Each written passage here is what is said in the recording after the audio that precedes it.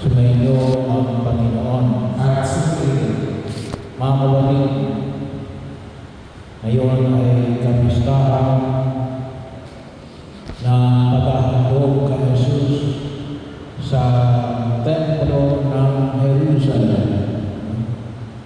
Ito ay bahagi ng pagtugon sa tulad ng ipinahayag sa banal na kasulatan na ipinamanig mula sa Ebanghelyo sa Lucas bilang paghahandog kay Jesus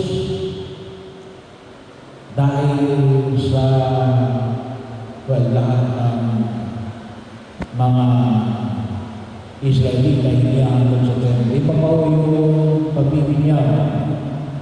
Yun ay 8 days. Wala lang ka ng kapanganakan. Pwede po yun sa tinatawag nilang mga sinagoga sa kanilang mga bayan. Pero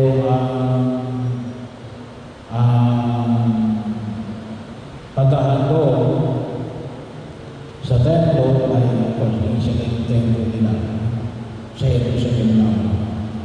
Hindi ko binanggit dito kung sila ay galing Bethlehem o galing Nazareth. Pero maliwanag mo na pagkatapos ito, sila ay bumalik sa Nazareth, Galilea. So bahagi yun na kung saan ay nakita ko natin yung tinatawag natin pag-aalala o pag-ahandog. At ito yung nais natin pag-nililayan ngayon sa araw na ito. Ito po ay isa sa mga sentro ng ating pananampalataya. At ang pagliligtas ng Diyos ay nakasalalay o higit sa lahat sa paghahandog na Jesus. Bahagi yun, kaya po ay kahit na sa lulang di ba, kakibat na yung paghahandog sa rito ng mga Hudyo. Pero wag natin kalimutan na may medyo na paghahandog na Jesus para sa kaligtasan natin na magtatapos doon sa bundok ng Kalbaryo sa paghahandog ng kanyang sarili sa kahoy na krus. At dahil inaanaan na maging kabahagi ng nabanggit na paghahandog sa pamaraan, una, nakita natin ang mahalaga ay paghandog. Hindi pwede hindi. Kaya naman, ano yung ihahandog? Nakita natin kay Jesus natin, ang inihandog ni Maria at Jose ay mag-asawang bato-bato o dalawang inakay ng harapan. Ibig sabihin, ito ay handog na nakadalala sa mga mukha. O ang ihahandog ay anak ng hari. Ay ang ihahandog ay maaaring bisirong baka o isang buong kanting. So, ibig sabihin, ay yung paghahandog ay proportion sa ayon sa iyong kalagayan. Hindi naman pwede na ikaw ay mahirap, ang ihahandog mo ay isang bisirong baka. Saan mo kukunin yun? Hindi i-expect sa iyo ng Diyos yun. Ba't mo gagawin yun? Magyayabang ka na? Nanakawin mo? O uutangin mo? Hindi. Yung paghahandog ay hindi para sa ikapapahamak mo o sa ikapapahamak ng ibang tao. Kasi may mga ibang paghahandog na naghahandog pero hinahandog sa Diyos pero nagdululong ng kapahamakan. Hindi mo ganun yung paghahandog natin sa Diyos. Bahagi mo yun na huwag natin kalimutan. Kung titignan po natin ang banal na kasulatan, bagamat po sa ating mga Katoliko, wala tayo bahagi hindi kinakailangan ganito yung inahandog natin.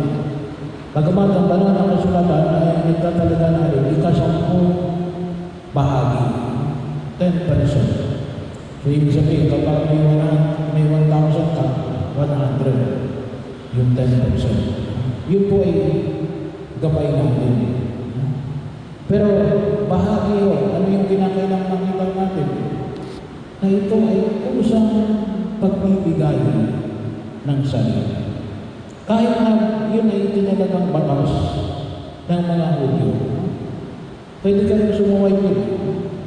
Kaya kung malutusin, yung pagsunod ay isa na akong pag-aakon.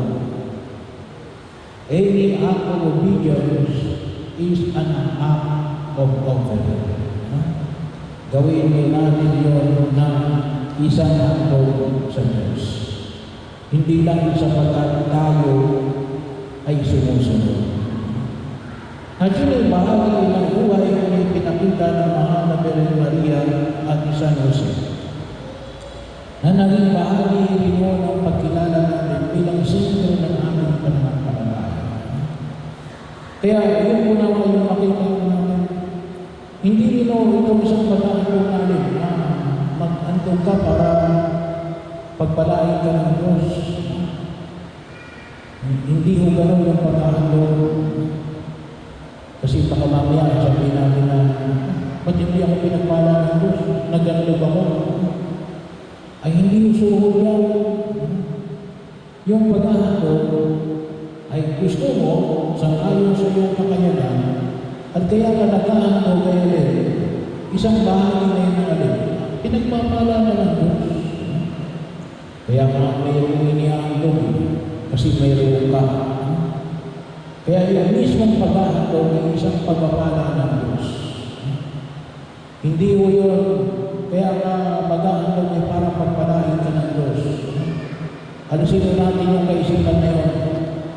Kasi kung minsan hindi mo ginagamit ng mga nangungurako, yung mga kung tawagin na corrupt practices na kinakailangan suhulan para pagbigyan. Hindi ho. Yung paghahandog natin ay isang paghahandog ng pagpapasalamat dahil ipinagkalooban tayo ng Diyos. Para dito lang, para kay Jose at kay Maria rin, at naging bahagi ng kanilangan ng Israelita natin. Kasi nagkaroon sila ng panganay na lalaki. So, bahalaga po, at hindi lamang mo sa mga Hudyo, maraming kultura na nagpapahalaga sa panganay na lalaki. Kaya bahagi yun ang pagkilos sa kung saan ang nakitanan. Hinihandog po yung babae. Kaya naman, may special lamang na ipinapahayag yung kanilang pag-ahandog kapag panganay na lalaki. Pero yun ang kanilang kanilang bakit? Kasi pinagpala kami ng Diyos. Pinahalagaan namin yung pagpapala ng Diyos, kaya kami ay nag-ahandog. Kaya ngayong pag-ahandog ay pagbabalik ng biyaya na ipinagkaloob ng Diyos sa atin. Kaya nga sa luma, yung tinatawag namin ikapo, or 10%, ay pagkilala natin, kaya may binabalik yun, kasi galing sa Diyos yung bahagi lamang ng galing sa Diyos na natatanggap. At panuli, makita ko natin natin, yung handog na ito, ng paghahandog na ito, o pag-aalay na ito, ay ating pakikiisa lamang sa paghahandog ni Jesus, na nagdulot ng kaligtasan sa sangabaon. Pagkalagahandog, pagkapasalamat sa biyaya ng Diyos. Kaya ako'y naghahandog. To go further, sabi nga natin, pagkalagahandog, kasi nais ko ito ay maging kabahagi ng pakikiisa sa paghahandog ng Diyos para sa kaligtasan ng sangkatauhan. Kasi may ibang pwedeng maghandog sa Diyos na ihandog nilang kanilang sarili para pasabugin yung kanilang kapwa. Hindi yung gano'n yung ating paghahandog.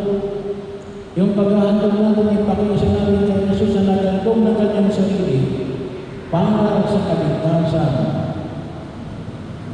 ng ating kapwa, ng sandaigdigan, ng lipunang kinagagalawan namin, ng buong sangkatauhan. At yun pakikibahagi natin kay Jesus. Bakit? Dahil gusto natin na yung paghahandog natin ay hindi lamang isang personal na paghahandog, ngunit isang paghahandog na kasama sa Jesus. Kaya nga sa araw din ito, sabi nga natin, ito rin yung pyesa ng mahal na biro ng Kandilala.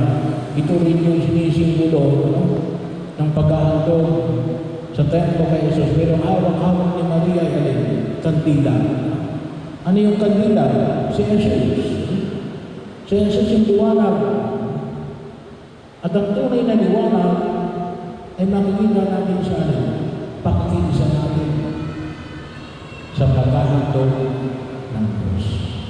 Kaya ano na pwede natin gawin ang lahat ng ating pagkilos bilang isang gawain ng pag-aaral. An act of offering. Sa baba ng pamalan, pag-ising mo sa umaga, mag-usal kayo. Magpasalamat tayo dahil binumay pa sa araw na ito. Bago tayo matulog mamaya, mag-usal tayo. Magpasalamat tayo at binigyan tayo ng isang araw sa daigdig na ito. Pag tayo ay kumain, mag-usal tayo bago kumain at pagkatapos kumain. Magpasalamat tayo at mayroon tayong pinagsasaluhan sa araw na ito. So hindi lamang isang pagkilos, kundi isang pagkilos natin, inihahandog natin sa Diyos. Kaya nga mismo yung ating mga panalangin, yung ating pagdiriwang ng banal na misa, hindi lamang yung ibahagi tayo ng overflowing, ngunit nagkakaroon tayo ng intensyon, pinapanalangin natin yung mga kapatid natin, pagpapasalamat, pagpapiyayang tinanggap natin, yung mga intensyon, personal na intensyon, o kung ano makuli ng intensyon na harapin natin sa pagkilos na ito, o yung mga kapatid natin na mga yumauna. Kasi nakasama natin yung sa panalangin. Well, lahat ng pagkilos natin ay isang pagkilos na pwede natin i-alay sa Diyos. Pero hindi pa rin sabihin na parang lahat naman ay inihandog ko, generally. Pero sana maging aware tayo sa mismong pagkakataon.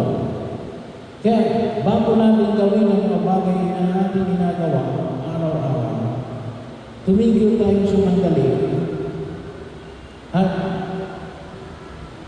mag-usal ng isang maikling panalangin na ito ay inihahandog natin sa harapan ng Diyos. At nawa itong paghahandog na ito ay maging kabahagi ng pagliligtas ng Diyos sa sangkatauhan.